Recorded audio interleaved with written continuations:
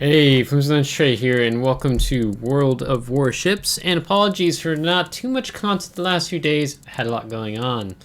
Regardless, we're here with the Intermediate Player Guide series on a video that says it all.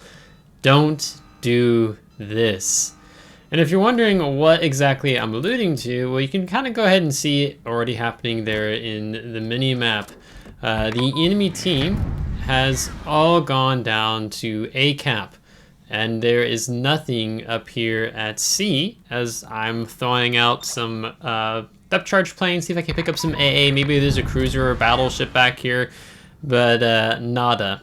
So basically, I cut out a large chunk at the beginning, so you can see it's like almost exactly 7 minutes in before I got my first salvo off here on this enemy Lepantos. This is the second salvo.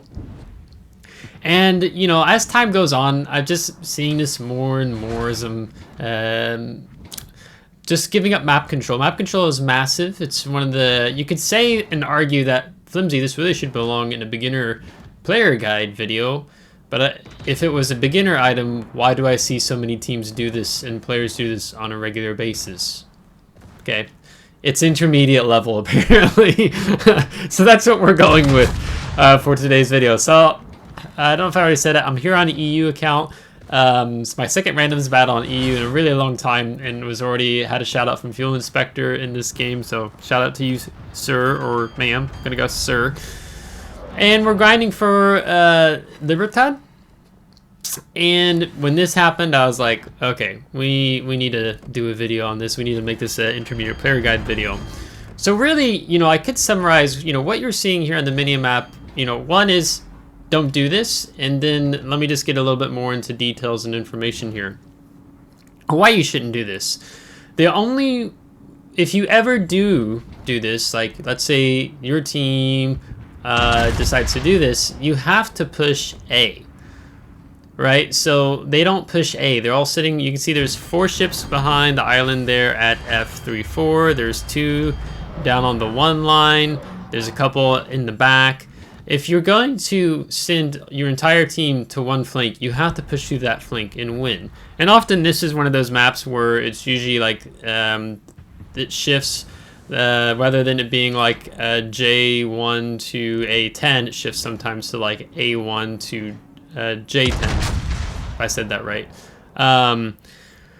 Because like one flank usually gets raffle stomped and the team circles up around the other one. You know, this one is like, it's not even a raffle stomping, it's just the enemy team completely ignoring map control. So basically what they've done is rather than having like, let's say 50% control of the map, they've basically reduced themselves to just 25% control of the map, if you will. And it's really bad to do this in terms of how the enemy team has stalled out. Yes, they have the cap, but our team's playing wisely and they're just kind of biding their time. It's a hornet's nest when you get in a situation like this. This is why I'm playing somewhat passively here. I'm just taking advantage of the crossfire that's setting up here, because I'm going to get some nice, lovely little, beautiful broadside salvos here on the enemy team. And that's our roll up here. And of course, we're in Los Andes. We could overextend. We could push in, get a lot of damage.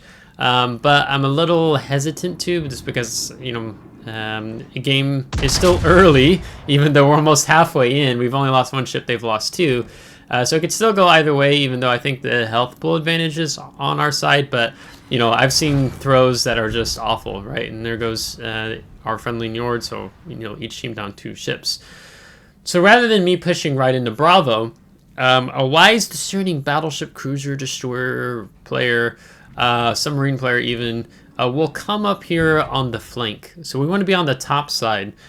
So if they're showing, you know, if they're angling to my team down at A and B, then it's likely they're going to be showing me broadside up here. If they're angling to me, then they're going to be showing broadside to my team down at A and B.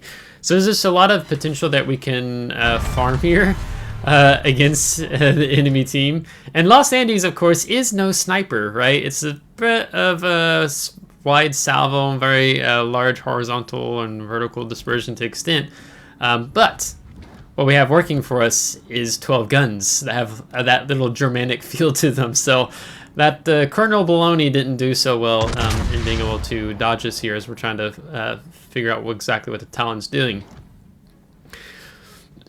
So, you know, the enemy team would have been off better, of course, if I'm not up here punishing them. And taking advantage of here. I think there's a shoreborg with me. We're trying to take advantage of some of the crossfire that we've been able to create with our team. So that works out really well, but I'm still being mindful because the game's still early in terms. But you can see all of them are almost under half hit points, right? So that's working out really well. And we still haven't actually seen the enemy Fiji, which I didn't realize, but we're going to see him here shortly. He was very unhappy at the start of the game, and basically, I think he was unhappy that it was he was bottom tier. And just kind of said, screw this, I'm not playing. So he's just going to get farmed by my secondaries for the time being. Now, so you don't do this because, one, you give up map control. Two, it presents a lot of crossfires for the enemy team to punish you. Like, for example, me in a Los Andes, who's not even in a sniper battleship that's having a good game so far, even though it's not a lot of damage on the board. It's not going to be a high damage game anyhow because it's, you know, there's tier 7s, and so it's just not as many hit points. But we're going to be working on that kill secure for our team. The other thing, the reason why you shouldn't do this is often you're just giving up, how do I want to say this? I'm trying to think how I wanted to phrase it, and I just lost my train of thought.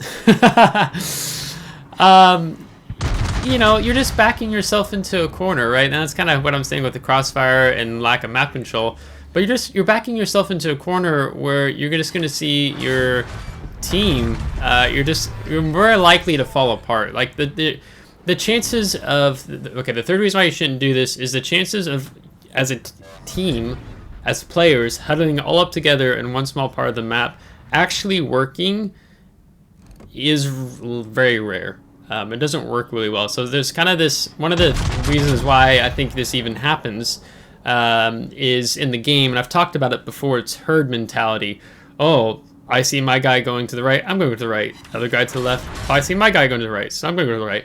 And then all the way, and it channels all the way up to C, where the enemy team that was up here at C kept like, no, I got my guy's going right, I need to go right too. Right? So they just give up, you know, complete map control, open crossfire, and herding together doesn't always work out. Herding together realistically only works out, again, if you push through fully and you break through the other flank, and then you shift the tide from A and you start pushing up with the momentum into Bravo, and you catch like my team off guard, who's maybe not so well positioned because of blitzkrieging A, right? Herding only works if you blitzkrieg. Okay, so don't do this. So, and you know, the counter argument I could see is, well, Flimsy, if I'm, okay, let's say as an example, hypothetical here, you're the only ship left at C.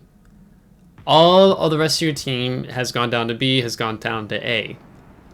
Okay, you should still hang at C, but be in a kiting stance and kite as me and my team push in, right? You'll delay us from getting set up on that crossfire, so if it needs more time for your team to break through down that alpha cap, and kind of push the tide, you're kind of playing off of that, right? So then you should be in a kiting stance, but don't abandon a flank, okay? Abandoning flanks very rarely works out in this game, okay? Very rarely, because it requires teamwork, which is another reason why you shouldn't do this, don't do this, because teamwork is very limited in World of Warships unless you're working with a full div, or the full 2 divs, in randoms, right? We're talking about randoms World of Warships, so don't do this, guys and gals. Don't do this. It's you know, only gonna work if you're gonna push and you're gonna take the cap effectively. Okay.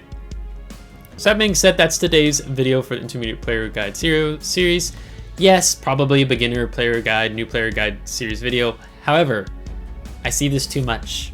Okay, if you embrace the things I've just said, you're reaching intermediate level in World of Warships in terms of how the player base is defining what's, in my opinion, what I view as new player guide, intermediate, or veteran player guide type material. So, if you liked today's video, give a thumbs up. If you didn't, give a thumbs down. Subscribe if you want to see more. Subscribe. Thanks so much. I appreciate it. Thanks to my Patreon supporters. Until next time, take care.